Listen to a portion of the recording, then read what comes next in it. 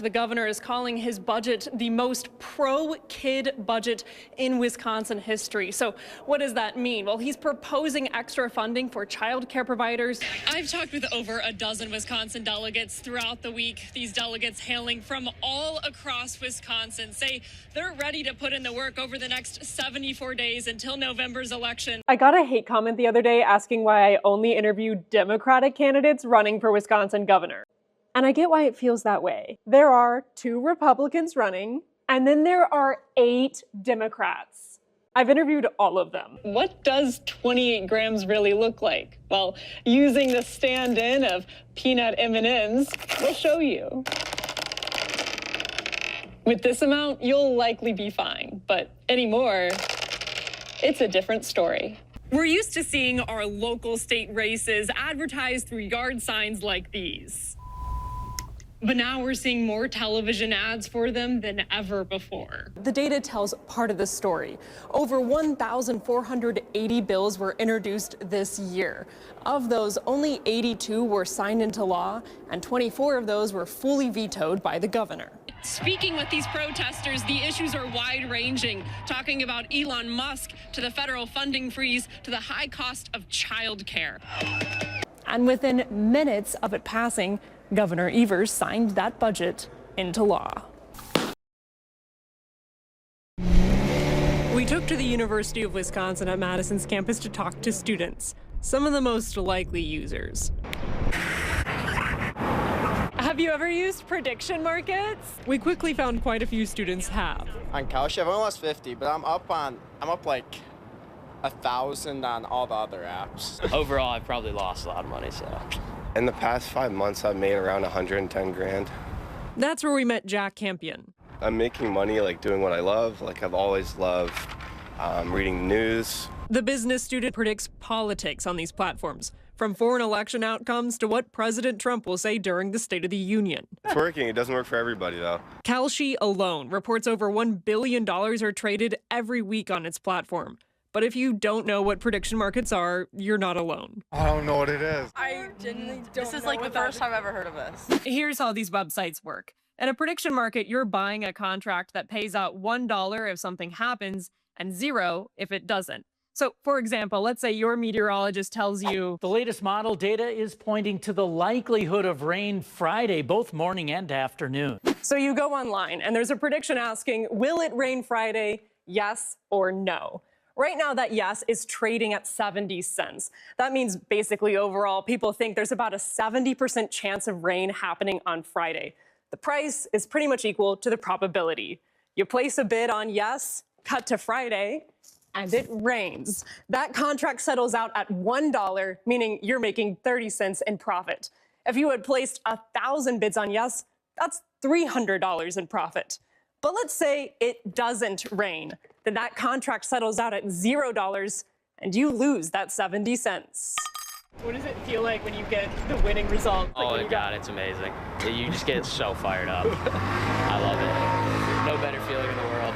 According to financial analysis outlet Barron's, in 2025, nearly 90% of Kalshi's trading fee revenue came from sports. Super Bowl, Baseball, football, basketball. March Madness. Mostly just sports. Companies like Polymarket, Kalshi, and Coinbase insist they're not gambling platforms. They explain when you use their sites, you aren't betting against the house like a traditional casino. With prediction markets, you are betting against other market participants on a neutral platform. The market itself dictates the odds. But their users, I use it as a way of gambling, so it's just like fun. Broadly call it gambling. Like, obviously it is gambling, but I feel like there's a little bit of skill to it. Like, if you do your research and you actually know ball. While you generally have to be 21 to gamble in casinos, you only need to be 18 to use these sites, opening up a world of wagers for younger generations. It is particularly egregious that we have a new pathway for gambling addiction for young people. Mark Gottlieb at the Public Health Advocacy Institute says with 24/7 accessibility, these platforms pose a national threat to public health. The engineering of these products for addiction reminds me very much of what the tobacco industry in the 20th century. Gambling addiction counselor Andrew Schreier says he's seen calls to help hotlines double and triple. In all my work of doing it, this is really one of the first times where we've ever really called gambling a public health crisis. And gambling has been around for so long. A Common Sense Media study found 36% of 11 to 17-year-old boys say they've gambled in the last year. Of all addictions, Schreier says gambling has the highest rate of suicide. This thing is going 100 miles an hour. Doesn't seem like it's stopping. A lot of twists and turns and no guardrails. And we see what happens in the movies when someone's driving like that. It doesn't end well. And while officials debate regulation, these platforms only continue to grow. And so do their users' plans. World Cup, maybe. Playoffs, I guess I should bet basketball. All the midterm elections, I'm super excited. For now, anything is in the cards. From Madison, Vanessa Kjeldsen. The lunchroom, filled with chocolate milk, pizza slices, and sharply rising debt. I filed open records requests across Wisconsin to track unpaid school lunch debt balances from 2023 to 2025. Now, the School District of Superior tells me they don't track district-wide debt, but here's what I found for the others. The Madison Metropolitan School District saw a 70% increase in unpaid debt. Good morning. And a new shopper, too.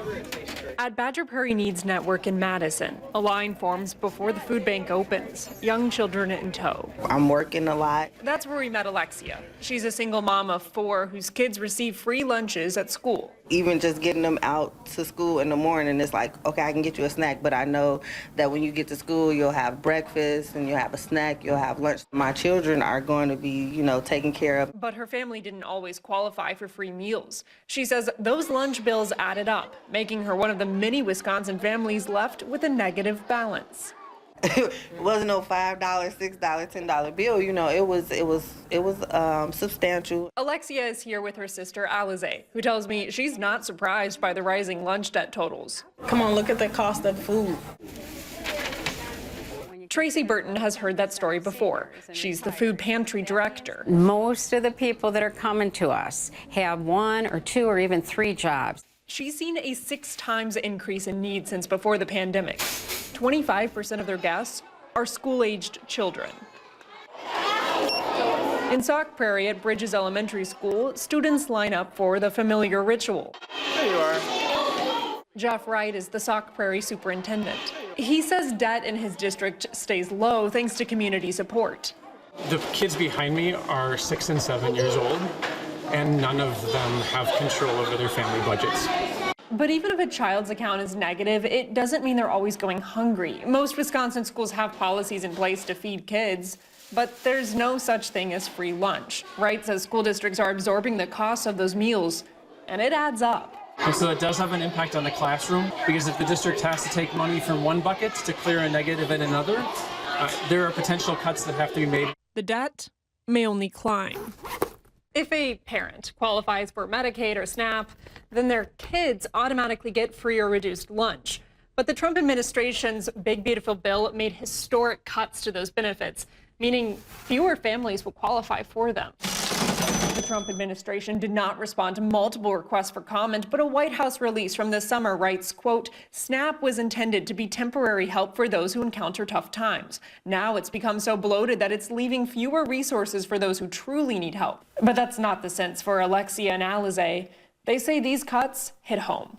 There is no reason that our next generation, the generation that's going to be taking care of us and providing for us, doesn't have the essential food to get them through the day. The nonpartisan Congressional Budget Office estimates 3.2 million people will lose food stamp benefits over the next decade, including 800,000 adults who live with children ages 7 and older. That's just something we shouldn't have to put on their plates as children. Just food on the plate. Just food. Just food. From Madison, Vanessa Kjeldsen. Do you have PT today? Yeah. Do you have speech today? Yeah. Do you have a lot of therapy, Cade? Yeah. Got it, Muscles? I'm mom to 5 boys and caregiver to one that has a rare genetic condition called Prader-Willi syndrome. 95% of rare diseases like Prader-Willi syndrome have no treatment. I was told by doctors that be prepared, he's going to have a short life. A mother turned advocate, Katie Murrow, is hoping Congress will extend the Rare Pediatric Priority Review Program to incentivize drug companies to find a cure for her son. Right now, they see the voucher program as a major financial incentive to develop treatments for rare disorders. Dr. Stephen Mine, the director of the UW Center for Human Genomics and Precision Medicine, explains rare disease treatments have a small market. You're not going to create a blockbuster drug that everyone is going to be taking. So to create a financial incentive for drug companies to still research rare diseases, a voucher program was created. Essentially, if the FDA approves your rare disease treatment, then you can get priority review for another future drug you make for any disease, not just rare ones. So what you're selling is the opportunity to get another drug on the market about 6 months sooner than otherwise. That is considered quite valuable. Drug companies can sell these vouchers to each other for hundreds of millions of dollars, which some critics of the program say could ultimately drive up drug prices for consumers. I have this hope out here that there will be a cure for PWS. Murrow sees this voucher program as being one step closer to finding a cure for her son, Cade. That'd be a great birthday present to Mom. What do you think? If no further action is taken, pharmaceutical companies will have until September 30th of 2026 to receive vouchers for their qualifying drugs. After that, the FDA will no longer be allowed to give out those priority review vouchers. Remember that time when the city of Madison didn't count nearly 200 ballots during the November 2024 election? There's even more to the story. So it turns out the city also never told impacted overseas voters their ballots weren't counted. So impacted voters living here got notified. But if you were a voter living overseas, left in the dark. Why? Internal emails I got show the city just didn't properly keep track of the notices they were sending out. The new Madison City Clerk, Lydia McComas, tells me they didn't know those overseas voters were never notified until I started asking about it. So because of your open records request, I was made aware. So over a year after the election, these apology letters were sent out to those impacted overseas voters. If you want to see the whole story that aired this week, I'll comment the link below.